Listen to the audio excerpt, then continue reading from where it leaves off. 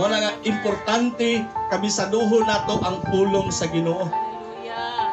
Para kagamay pa lang nga atakis kaaway kaila na ka. Baho pa lang kabalo na ka. Right. Masimhutan na nimo dili ni iyas Ginoo. Yawa ni. Amen. Di ni pwede. Pahawa ni. Pahawaon mo sa mong kinabuhi, pahawaon mo sa mong pamilya, pahawaon mo sa mong negosyo, pahawaon mo sa mong trabaho. Mailhan nimo ang buhat sa kaaway kung kabisado nimo ang pulong sa Ginoo. Right. Dili ka padala sa kanang ringlas kaaway. Kaya ang yawa, mura na kanang founder sa kanang budol-budol. Maayo kayo sa tubangan, kwarta yung kaayong dagway, pero sa unahan, mga papel di ay, mga basura. Nga na ang yawa, mo presentar. O na, nindot kayo, nindot. Paninduta, bitaw no? Pero pag musulod na ka, pag imo ng dawaton, puros basura ang ihatag sa imuha.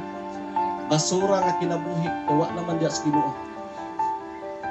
Basura nga pagtuo, kaya wala naman nakapundar diya sa Ginoo, wala naman naka-align diya sa Ginoo.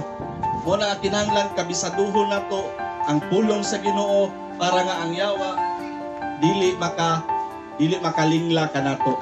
Dili ta malipat sa mga demonyo. Muna nga karon igsuon atog yung tinguhaon nga di na gyud ta malipat sa kaaway. Amen. Kay kung malipat ta sa kaaway, sayang kaayo ang giandam sa Ginoo.